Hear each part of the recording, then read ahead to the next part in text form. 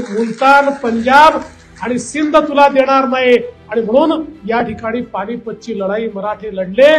पानिपतच्या लढाईमध्ये जरी पराभव झाला तरी 10 वर्षामध्ये पुन्हा एकदा महादजी शिंदेच्या नेतृत्वात दिल्ली जिंकण्याचं काम हे मराठ्यांनी करून दाखवलं।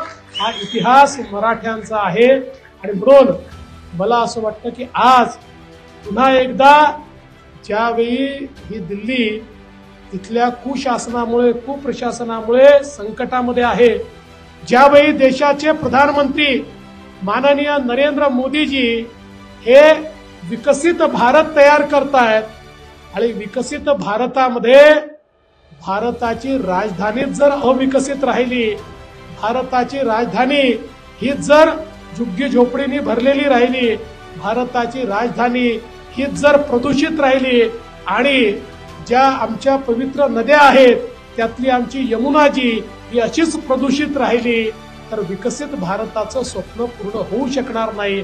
आणि म्हणून विकसित भारताचं स्वप्न पूर्ण करायचं असेल तर दिल्लीचं सरकारही मोदीजींच्या हातीच आपल्याला द्यावं लागेल।